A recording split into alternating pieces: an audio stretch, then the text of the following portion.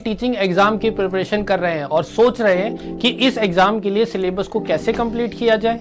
मेरा नाम अभिषेक है और मैंने केवीएस, सीटेट, डीएसएसबी ऐसे एग्जाम्स को अपने फर्स्ट अटेम्प्ट में क्लियर किया है और ये जानता हूं कि ऐसे एग्जाम की प्रिपरेशन के लिए कौन सी ट्रिक्स चाहिए और किस तरीके से किस बेस पर हमें सिलेबस को कंप्लीट करना चाहिए। तो जुड़े मेरे साथ मेंटल स्टैटिस्टिक्स पर, जहां पर मैं आपके लिए ऐसी ही वीडियोस लाता हूं और आपके एग्जामिनेशन के लिए बेस्ट प्रिपरेशन करवाता हूं।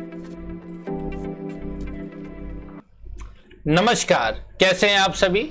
स्वागत है आपका मेंटल स्टैटिस्टिक्स के आपके अपने चैनल पर और सेशन नंबर 24 में आप सभी का स्वागत है। टेट एग्जामिनेशन की इस सीरीज में आपका स्वागत है और 12 बजे बिल्कुल सही समय पर मैं आपके सामने हाजिर हो चुका हूं। आज का सेशन आपको थोड़ा अलग दिख रहा होगा क्योंकि ये एक प्रीमियर सेशन है, यानी कि मैं आपके साथ लाइव तो हूं, आप लोग मेरे साथ बात तो कर रहे हैं और मैं भी आपके सभी कमेंट्स को देख रहा हूं, लेकिन ये वीडियो प्री रिकॉर्डेड है। इट मीन्स यहाँ पर ये वीडियो को मैंने पहले ही रिकॉर्ड कर लिया है क्योंकि आज इस समय मैं किसी ज़रूरी काम से बाहर आया हुआ हूँ, लेकिन समय को मैं व्यर्थ नहीं होने देना चाहता था, इसलिए आपके निर्धारित समय पर आपके लिए सेशन लेकर के मैं आया हुआ हूँ। यहाँ पर ये सेशन, ये प्रीमियर सेशन है, तो यहाँ पर इसके अंदर आपको लिखने का पूरा मौका मिलेगा। तो मैं आपके सभी आंसर्स को देख रहा हूँ और उम्मीद करता हूँ कि आप बिल्कुल हमेशा की तरह इसके अंदर इंटरेक्ट करेंगे, वीडियो को लाइक करेंगे और सभी कमेंट्स को लगातार करते रहेंगे, वीडियो को अपने दोस्तों से शेयर करेंगे और आज के इस वीडियो से जितना सीखना चाहते हैं उससे डबल हम सीखेंगे। तो चलिए इसी उम्मीद के साथ आज का सेशन वाला स्टार्ट करते हैं।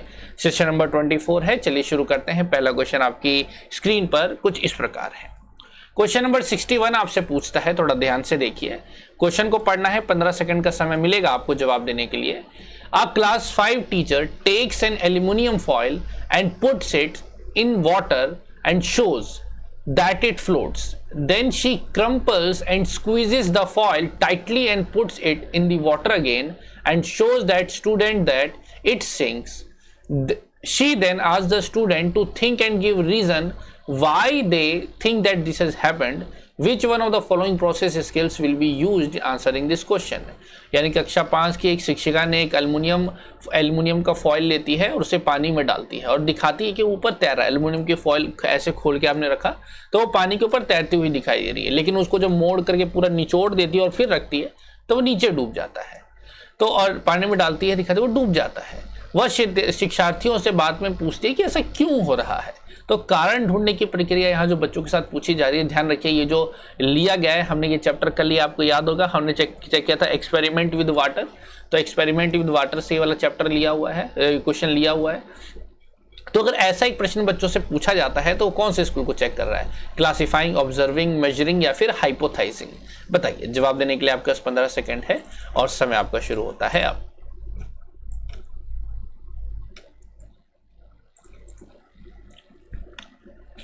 बताइए।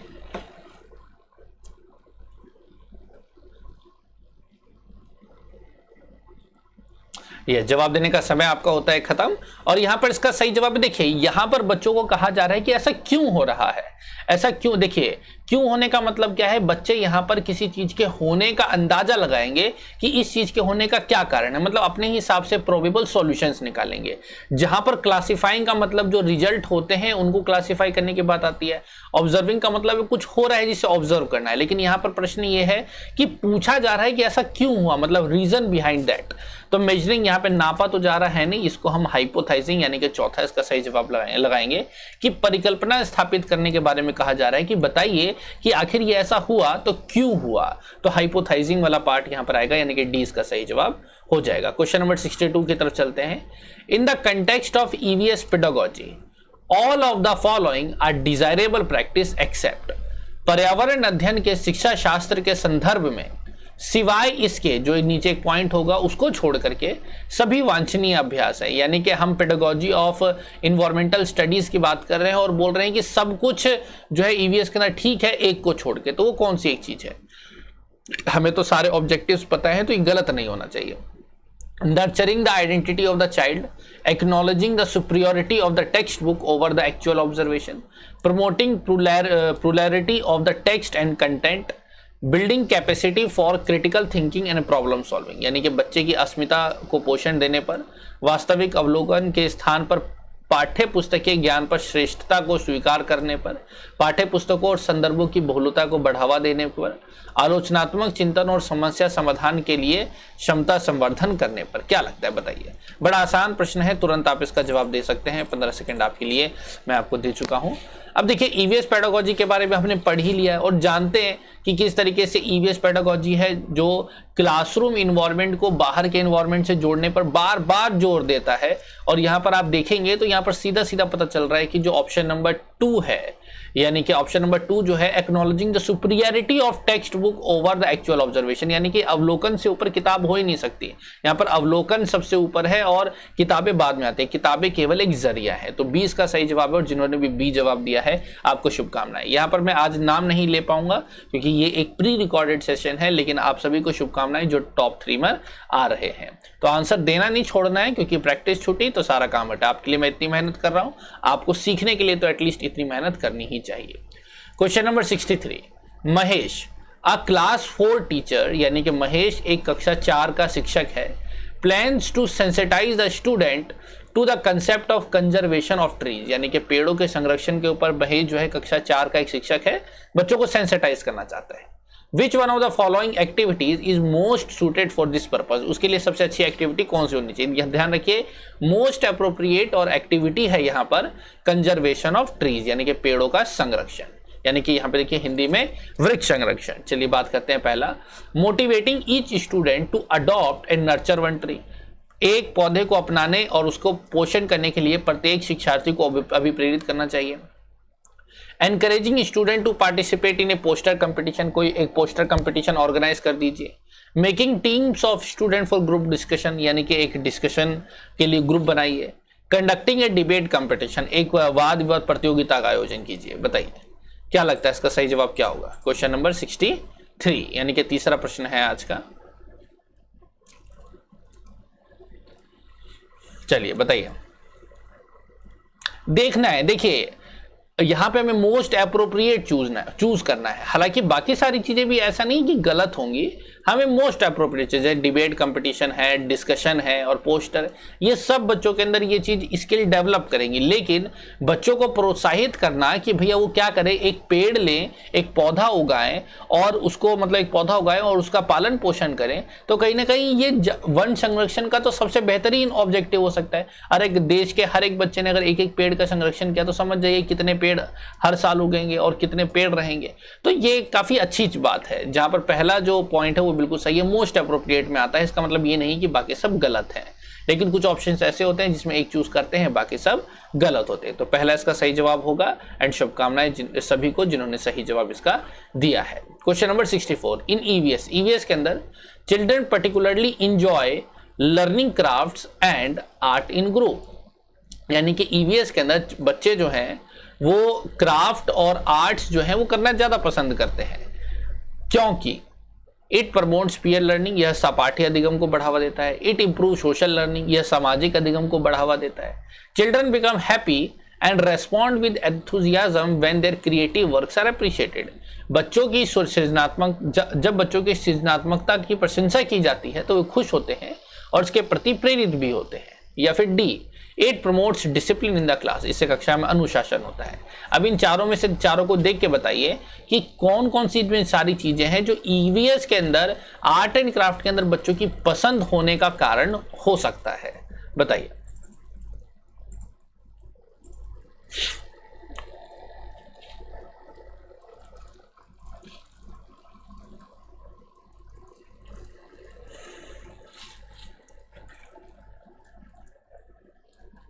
यह जवाब देने का समय आपका होता है खत्म। देखिए यहां पर जब हम बात करते हैं 64 के अंदर, जब बात कर रहे हैं कि भाई शिल्प कला या फिर चित्र कला को जब हम समूह में कराते हैं तो बच्चे इसको पसंद करते हैं। क्यों? क्योंकि इससे कक्षा में अनुशासन आता है। अब अनुशासन का बच्चों से क्या लेना देना, समझ चाहिए इस बात को। ये टीचर सेंटर्ड पॉइंट है, चाइल्ड सेंटर्ड तो पॉइंट डी है ही नहीं। बाकी इससे पीयर ग्रुप है तो सहपाठी अधिगम यानी कि पीयर लर्निंग हो रही है, सामाजिक अधिगम भी हो रहा है क्योंकि ग्रुप में काम हो रहा है और सी तो हो ही रहा है। तो ABC सही है। तो इस हिसाब से सेकंड पॉइंट जो होगा इसका सही जवाब होगा। सभी सही जवाब देने वाले अभ्यर्थियों को शुभकामनाएं। चलिए बढ़ते अगले प्रश्न की तरफ। Question number 65, experimentation is one of the indicator of assessment. Experimentation एक इंडिकेटर है असेसमेंट का। Which one of the following is the most appropriate way for assessing experimentation indicator.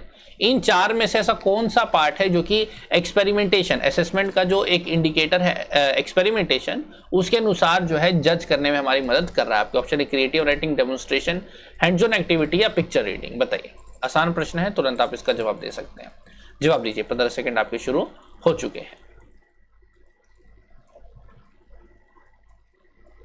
Yes, जवाब देना छोड़ना नहीं है, एकदम तेजी से जवाब दीजिए ताकि हम करते रहें। यहां पर एक प्रश्न के अंदर लगभग 2 मिनट के करीब समय लग रहा है।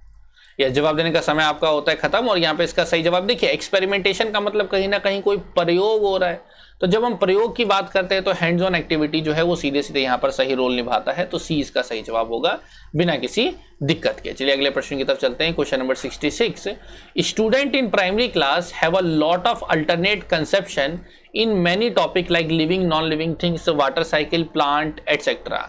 The source of these alternate conceptions can be. मतलब प्राथमिक कक्षाओं में शिक्षार्थियों के पास अनेक प्रकरणों में अनेक वैकल्पिक अवधारणाएं होती हैं, जैसे सजीव, निर्जीव, जल चक्र, पौधे इत्यादि। इन सभी वैकल्पिक अवधारणाओं के स्रोत क्या है? Family and community, text book and other books, teacher, stories and poem. बताइए। अब यहाँ पर जो है आपके पास विभिन्न ऑप्शन है, चूज करना है कि कौन कौन से ऑप्शन यहाँ पर सेट हो रहे हैं। प्रश्न थोड़ा कॉम्प्लिकेटेड है, थोड़ा समझिए और उस हिसाब से जवाब दीजिए।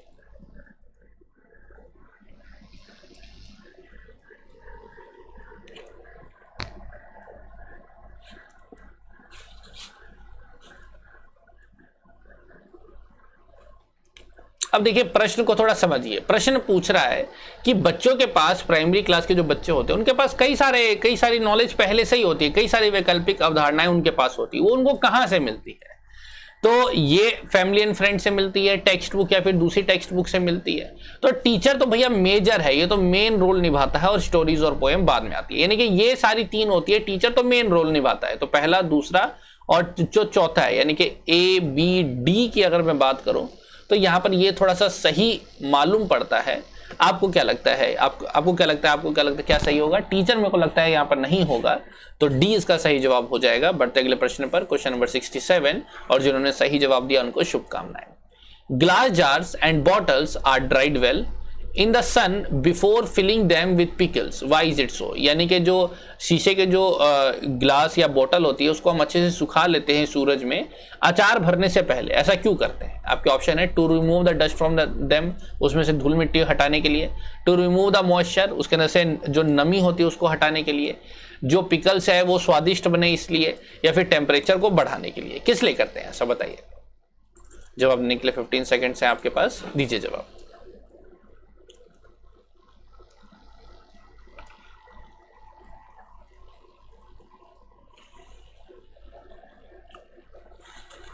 यह जवाब देने का समय होता है अब आपका।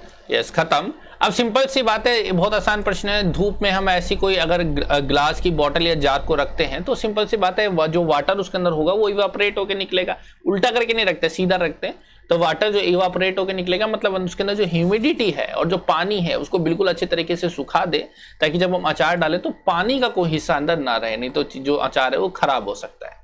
तो रिमूव द मॉइस्चर यानी कि सेकंड इसका सही जवाब होगा। जिन्होंने सही जवाब दिया आपको शुभकामनाएं। Question number 68, Renu grandmother shows her a dried up well and tells her that 15 to 20 years ago there was water in the well, but now it has completely dried up. What could be the reasons for drying up the water in the well? यानी कि रेनू की दादी उसे एक सूखा कुआं दिखाती है और बोलती है 15 से 20 साल पहले कुएं में बहुत पानी था लेकिन अब पूरा सूख गया है। कुएं में जो पानी सूखने का क्या कारण हो सकता है? आपके ऑप्शन है पहला, the soil around the trees, well and near by area is now covered with cement. पेड़, कुएं तथा उसके आसपास के स्थान की जो मिट्टी है सीमेंट से ढक दी गई है इसलिए। A lot of boring pumps have come in a near by area, आसपास के इलाकों में बहुत सारे बोरिंग पंप्स लग गए हैं। Nobody uses the well as there are taps in everybody house, आजकल कोई कुएं को इस्तेमाल नहीं करता इसलिए वहां पानी नहीं है। अब क्या लगता है इसमें क्या क्या कारण हो सकते हैं? काफी ये वाला जो चैप्टर है, यानी कि हमने जो भी रिसेंटली पढ़ा था ना, जो गादसी सर वाला पढ़ा था, एवरी ड्रॉप काउंट्स, वहां से ये चैप्टर बनता है।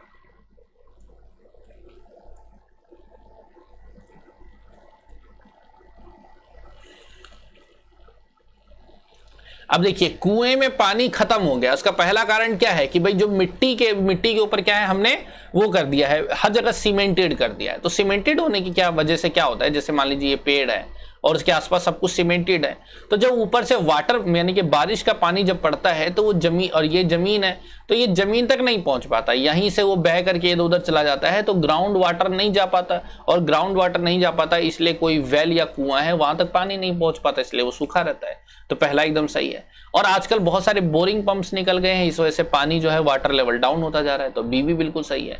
Nobody use water uses the well, यानी कि कोई कुएं को नहीं यूज करेगा तो अपने आप ही खाली थोड़ी हो जाएगा, तो सी बिल्कुल सही पॉइंट नहीं है, ए और बी यानी कि चौथा जो है इस प्रश्न का एकदम सही जवाब प्रतीत होता है। और आप लोगों ने भी बहुत अच्छे तरीके से आंसर दे रहे हैं, मैं ऐसी उम्मीद करता हूं, और ऐसे ही करते रहें। जिन्होंने सही जवाब दिया उनको शुभकामनाएं। बढ़ते अगले प्रश्न पर 69। An egret sits on a buffalo because, बगुला जो है भैंस पर बैठता है क्यों? The egret sit on the buffalo for fun, क्योंकि उसे मनोरंजन मिलता है बैठने के लिए, इसलिए शायद कोई सिनेमा चलता होगा सामने।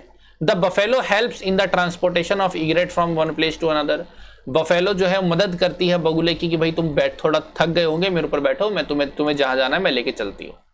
The egret wants to scare the buffalo, जो बगुला है वो भैंस को डराना चाहती है, इसलिए उस पर बैठ जाती है। The egret in the buffalo have symbiotic relationship, बगुला तथा भैंस में सहजीवी का संबंध है। बताइए क्या लगता है इसका सही जवाब क्या होगा?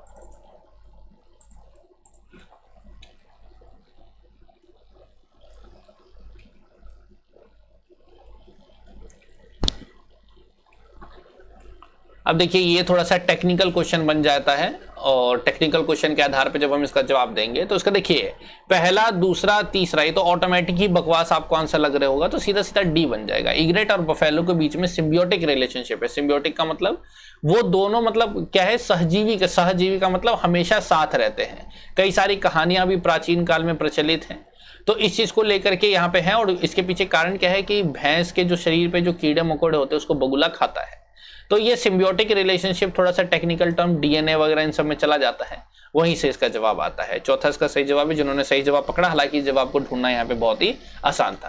क्वेश्चन नंबर 70 की तरफ चलते हैं। Which one of the following is not a function of roots for the plant, यानी कि पौधों के लिए जड़ का इनमें से कौन सा एक काम नहीं है? आपके ऑप्शन है टू प्रोवाइड ह्यूमस, यानी कि ह्यूमस उपलब्ध कराना, to support to the plant, पेड़ पे जो पौधा होता है उसको सपोर्ट देना, to absorb water and minerals, water और मिनरल को एब्जॉर्ब करना, टू स्टोर फूड का संचालन करना, सॉरी स्टोर करना।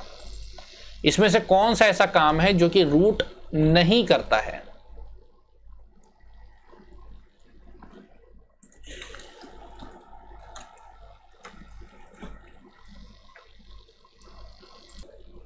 हाँ, तो जवाब देने का समय आपका होता है यहाँ पर खत्म। और मैं यहाँ पर आपको बताना चाहूंगा कि जैसे जो यहाँ पे वर्ड है बड़ा आसान होगा, जिन्होंने भी थोड़ा बहुत बायो पढ़ा हुआ है प्लांट्स के अंदर, तो एक इसका सही जवाब है ह्यूमस का। यानी कि ह्यूमस, सबसे पहले ये जानना पड़ेगा कि ह्यूमस बड़ा क्या है, मतलब ये चीज होती क्या है। तो ह्यूमस का मतलब होता है जो मिट्टी और कीड़े मकोड़े जब मिलते हैं या जानवर जब मिलते हैं, सड़ते हैं, तो आपस में एक अलग तरह की मिट्टी का निर्माण होता है, तो उसको ह्यूमस कहते हैं। तो ये काम जड़ नहीं करती है, तो ए इसका सही जवाब होगा, यानी कि ए जो है ये फंक्शन रूट का नहीं है। चलिए 10 और प्रश्न है हमारे लिए। Question number 71। Consider the following statement about Karnam Malleswari. Karnam Malleswari यानी कि है अक्रॉस द वॉल। जल्दी हम इस चैप्टर को नेक्स्ट जो अपना सेशन होगा, कब, वेडनेसडे को जो अपना सेशन होगा उसमें ये चैप्टर होगा। कर्णम मल्लेश्वरी नहीं, हालांकि ये आई थिंक हमने कर लिया है, जो शायद नो ये अक्रॉस द वॉल से ही है शायद, और हाँ उसी से है। पहला, she is a weight lifter of international fame, ये एक वेट लिफ्टर है। She is from Karnataka. She has many records to her credit, she could lift weight up to 130 kg। She started lifting weight when she was 12 year old, यानी कि कुछ बातें लिखी हुई है कि वो अंतर्राष्ट्रीय ख्याति प्राप्त वेट लिफ्टर हैं, कर्नाटक की हैं, 130 किलो का भार उठा सकती हैं और 12 वर्ष की थी तभी से ये शुरू हो गया है। बताइए, जवाब देने के लिए आपका समय शुरू हो चुका है।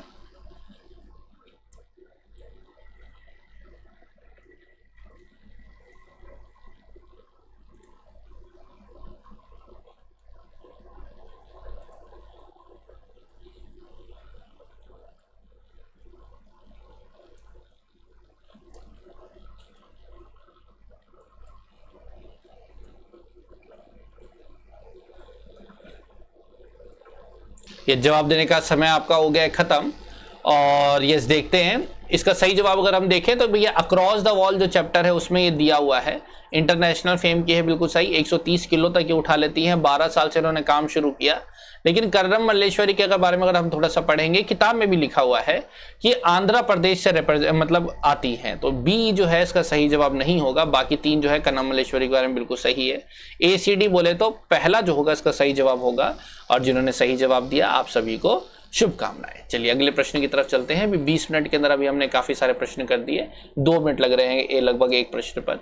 The following are the some of the statement regarding step well और बाउलीज। अभी हमने कुछ दिन पहले एवरी ड्रॉप काउंट्स के अंदर हमने बाउलीज के बारे में जिक्र किया था, तो बाउलीज के बारे में बताइए, या फिर स्टेप वाल जो होते हैं दोनों नाम से जाने जाते हैं।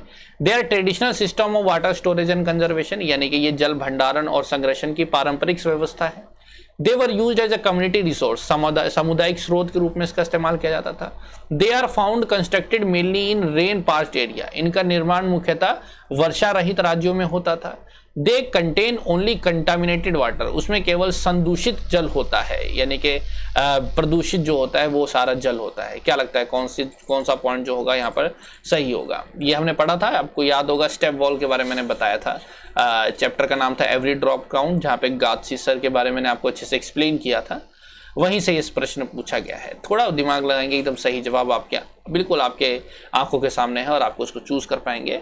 बिल्कुल सही बात है। जो स्टेप वाला है वाटर कंजर्वेशन है, बारिश का पानी इकट्ठा होता है, कम्युनिटी सभी लोग मिलकर इसका इस्तेमाल करते हैं, और ये बारिश रही, क्योंकि जहां पानी है वहां पर इसे बनाने की जरूरत क्या है।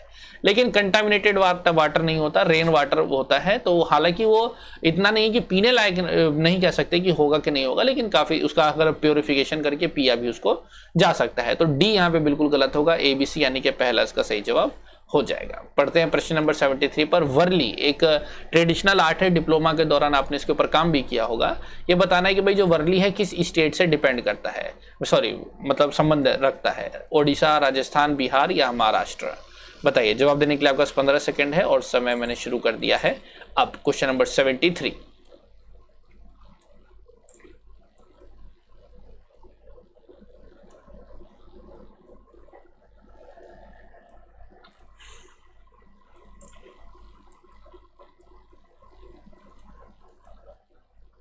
तो चलिए, जवाब देने का समय आपका होता है खत्म। वर्ली आर्ट की हम बात कर रहे हैं, और वर्ली आर्ट जो है इन चारों में से सही जवाब होगा महाराष्ट्र। महाराष्ट्र की जो आर्ट है वो कहाँ का है? महाराष्ट्र का ये आर्ट है वर्ली। तो इस चीज को आपको याद रखना है, कई बार इसके ऊपर प्रश्न आता है। मधुबनी पेंटिंग के बारे में मैंने बात करी थी उस दिन, तो वो बिहार का था, तो महाराष्ट्र से वर्ली जो है जुड़ा हुआ है। बढ़ते अगले प्रश्न की तरफ। 74। The neighbouring state of Tamil Nadu are, Tamil Nadu से जुड़े हुए सटे हुए जो राज्य हैं वो कौन से? थोड़ा नक्शे से सवाल आ गया है। केरला, गुजरात, कर्नाटका, आंध्रा, गोवा, कर्नाटका, गोवा, कर्नाटका, केरला, केरला, कर्नाटका एंड आंध्रा। बताइए। काफी आसान प्रश्न है, तुरंत इसका जवाब दिया जा सकता है, थोड़ा समझना है। ओके, बताइए। जवाब देने के लिए 15 सेकंड है आपके पास। देख करके अच्छा लगता है कि आप अच्छे तरीके से पार्टिसिपेट करते हैं, चीजों को सीखने में इतना इंटरेस्ट रखते हैं। यस, और इसका सही जवाब है, देखिए गोवा जो है, बिल्कुल जब हम इंडिया ऐसे देखते हैं तो तमिलनाडु जो है इधर के एरिया में आता है, यहाँ के एरिया में तमिलनाडु आता है, यहाँ पर केरला आ जाता है, यहाँ पर आंध्रा है, यहाँ पर कर्नाटका है, थोड़ा कर्नाटका है, यहाँ पर गोवा, मतलब गोवा यहाँ पर है, फिर ये महाराष्ट्र है, फिर ये गुजरात आ जाता है। तो इस तरीके से थोड़ा थोड़ा बनता है। तो इधर है तो गोवा से चिपकना तो कोई मतलब ही नहीं है, तो गोवा काट दीजिए। गुजरात तो यहाँ पे है, गुजरात से चिपकने का तो और भी मतलब नहीं है, यानी कि डी, केरला, कर्नाटका और आंध्रा, ये तीनों स्टेट जो हैं आपस में तमिलनाडु से जुड़े हुए हैं। तो डी इसका सही जवाब होगा। जिन्होंने सही जवाब दिया आप सभी को शुभकामनाएं। बढ़ते अगले प्रश्न की तरफ। 75। Which one of the following has the sense of hearing so sharp that it can make out the difference between the rustling of leaves and the sound of the animal moving on the grass? बिल्कुल same statement लिखा हुआ है, ये मैंने आपको पढ़ के बताया था चैप्टर नंबर 1 सुपर सेंसेस में। बताइए। वल्चर, सिल्क वॉर्म, डॉग या टाइगर। बिल्कुल देखिए सेम स्टेटमेंट आ गई, आप देख रहे हैं कि हमारे पढ़ने का हमको कितना फायदा मिल रहा है। बिल्कुल डिट्टो स्टेटमेंट बुक से उठाइए और तुरंत आपको इसका जवाब दे देना चाहिए। अगर आपने ये सारी क्लासेस नहीं अटेंड करी हैं तो मैं रिक्वेस्ट करूंगा कि आप क्लासेस को जरूर अटेंड कीजिए, क्योंकि आपके लिए बहुत ज़्यादा जरूरी है। जो जैसे हमारी कल वाली जो क्लास हुई थी, कल हमने 15 लेसन कंप्लीट किए, तो अब कुछ ही लेसन और बच रहे हैं। तो आप ये, अगर आपने अभी तक ये 3 क्लासेस अटेंड नहीं करी तो जरूर कीजिए। This is very very important for you all guys. तो इसका सही जवाब है टाइगर। टाइगर का हमने बताया था कि भाई उसके विस्कर्स भी होते हैं, वो कितने सेंसिटिव होते हैं। चलिए विस्कर्स के बारे में बात कर रहे थे और यहाँ पर कैमरा की बैटरी हो चुकी है लो, तो अगर बीच में अगर वीडियो चली जाए तो कोई बात नहीं, आप बिल्कुल ऐसे ही क्वेश्चंस को कीजिएगा। तो ये थोड़ी बहुत बात किसके बारे में चर्चा करी, टाइगर की। तो चलिए थोड़ा जल्दी जल्दी क्वेश्चंस को कंप्लीट करते हैं। तो चैप्टर को जरूर पढ़िएगा। 76 when one is travelling from Ahmedabad to Kerala by train, ये क्लास 4 ओमनाथ जर्नी। अहमदाबाद से केरला ट्रेन से अगर कोई जाता है तो this one come across many tunnels, these tunnels are in the hills of, ये जो अपना है ओमनाथ जर्नी, उसके अंदर ये साफ साफ दिया है। चैप्टर नंबर क्लास 4 का है, चैप्टर नंबर भी शायद 4 ही है। तो कौन कौन सी चीजें आती हैं, अरावलीज, वेस्टर्न घाट, ईस्टर्न घाट या फिर विंध्याचल? बताइए। जवाब देने के लिए आपके पास 15 सेकंड है और समय मैंने शुरू कर दिया है, बताइए।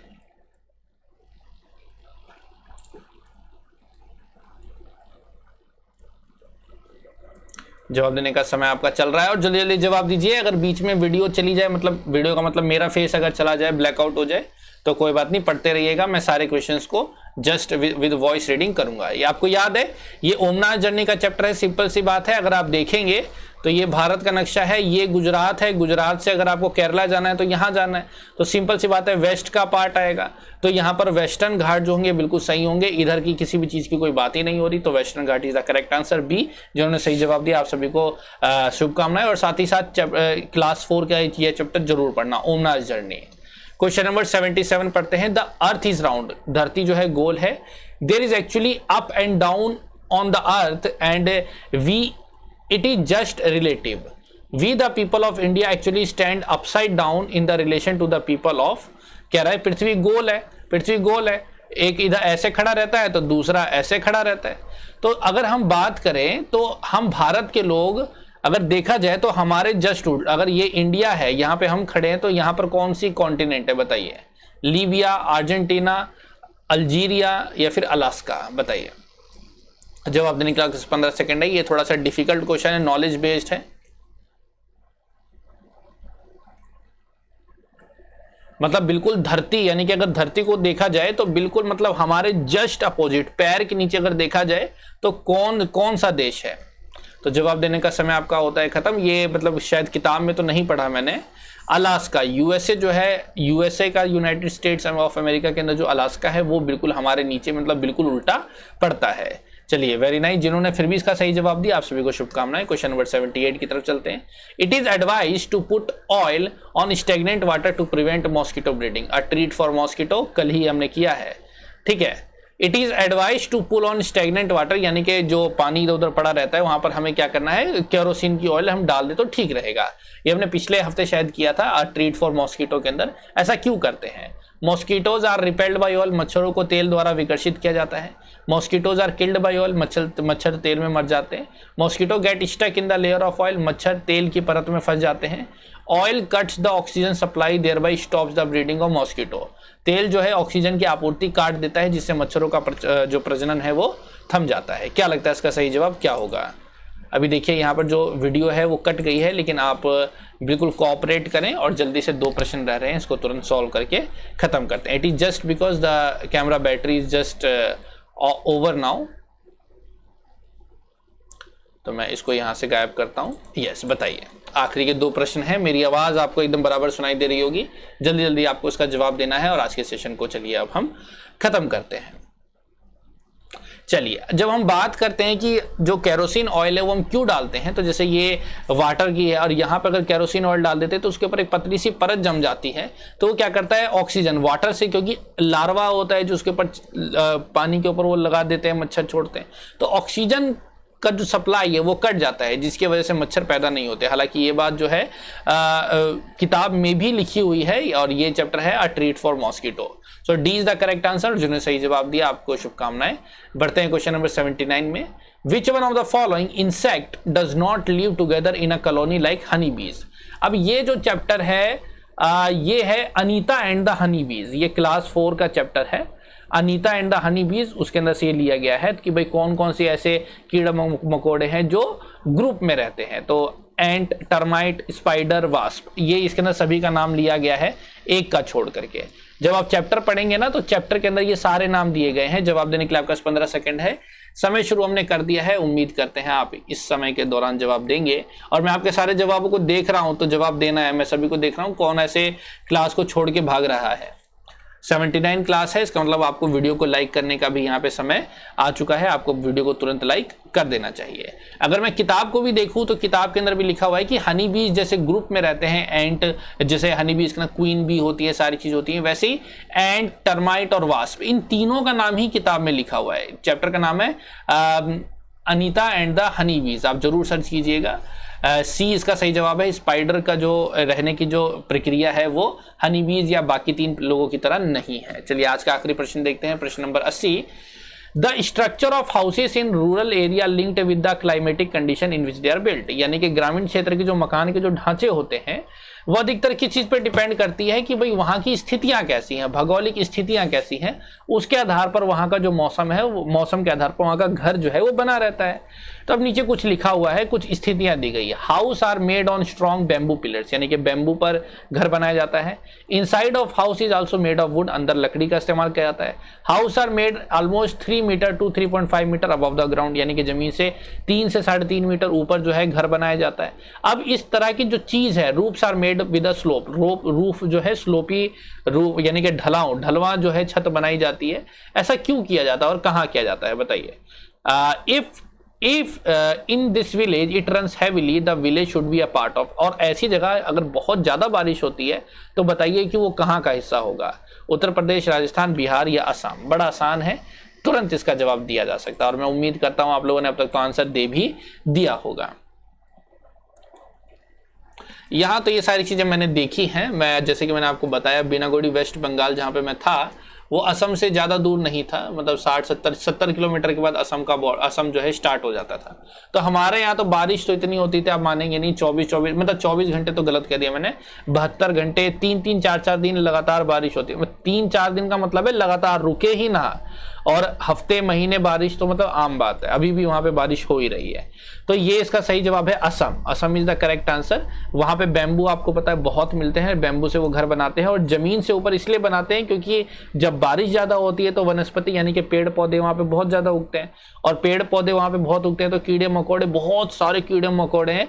और जो छोटे कीड़े मकोड़े हम यहाँ पर अपने घरों के आसपास देखते हैं वहां पर तो उनका बिगर वर्जन, जूम करके समझ लीजिए इतना बड़े बड़े वहां पे दिखाई देते हैं। यहाँ पे छोटे कैटरपिलर दिखाई देते हैं और इतने बड़े, यहाँ छोटे स्पाइडर वहां इतने बड़े स्पाइडर दिखाई देते हैं। यहाँ पर इसका सही जवाब हो जाएगा डी, असम के अंदर ये सारी चीजें मिलती हैं। तो इसी तरीके से आज के हमने 20 क्वेश्चंस कंप्लीट किए। उम्मीद करता हूं कि आपको आज का सेशन बड़ा पसंद आया होगा। प्लीज इस वीडियो को जरूर लाइक करें और अपने दोस्तों तक इन वीडियो को जरूर पहुंचाएं। जल्दी ही मैं और भी बहुत सारी चीजों को लेकर के आपके साथ आने वाला हूं और कुछ सरप्राइजेस हैं, और खासकर एमपी टेट को लेकर के एक बहुत बड़ा सरप्राइज है जिसको लेकर के मैं जल्दी आपके पास आऊंगा। तो आप अपनी प्रिपरेशन को जारी रखें। मिलेंगे ऐसे ही एक अगले सेशन में, तब तक के लिए धन्यवाद। जय हिंद, जय भारत। क्या आप भी किसी टीचिंग एग्जाम की प्रिपरेशन कर रहे हैं और सोच रहे हैं कि इस एग्जाम के लिए सिलेबस को कैसे कंप्लीट किया जाए?